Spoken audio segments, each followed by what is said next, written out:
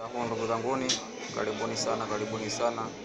Napenda kualikeni katika vikao vyetu vya bunge lililoanzishwa, bunge la wanandoa Tanzania, lenye kauli mbiu ya kwa pamoja tunaimarisha ndoa zetu.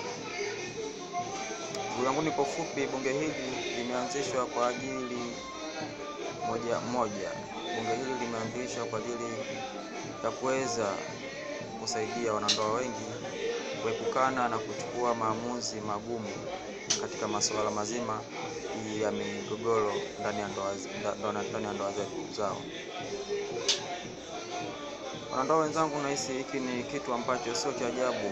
Kunatokea migogoro mingi sana ndani ya ndoa mpaka inafikia stage mtu anaamuru kuchukua maamuzi makali, aidha kuachana, kunywa sumu, kuchoma na visu, pia vile mtu kujinyonga. Mtu anaamuru kuchukua kamba jeke shingoni ajitundike kwa ajili ya masuala mazima ya ndoa. Migogoro ambayo inapatikana humo, na migogoro mingi sana inapatikana, ukiangalia chanzo kikubwa unaambiwa ni usaliti.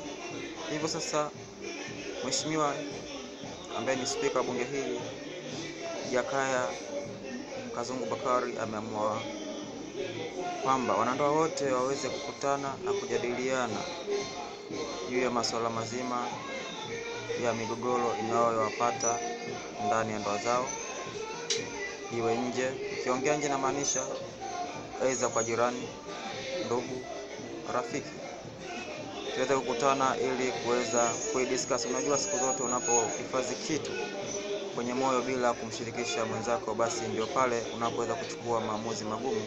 Lakini endapo kama wewe mwanandoa umeshajiunga na bunge la wanandoa Tanzania, ukipatwa na mikwaruzo yoyote ile siku ya bunge, unaposimulia wenzako na bunge, hata kama endapo usiseme kwamba nimepatwa, hapana, tumia indirect way kwamba jamani, labda kulikuwa na mtu kapata na shida 1 2 3, kumbe ni wewe mwenyewe. Lakini mwisho wa siku inatatuliwa, unapata ufafanuzi.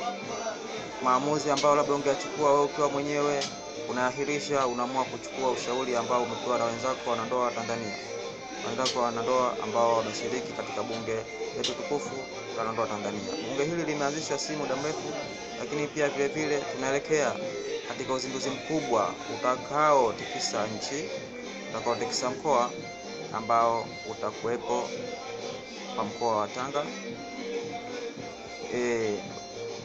juu ya usimamizi wa Mheshimiwa Rais na Spika wetu wa bunge Jakaya Kazungu Bakari, akipatikana pa Radio Nuru FM, na viongozi wengine ambao wameteuliwa. Lakini hivyo, ndugu zangu, niwaambieni, tujitahidini. Kama wewe huko katika bunge la wanandoa Tanzania, jitahidi kuomba nafasi hii.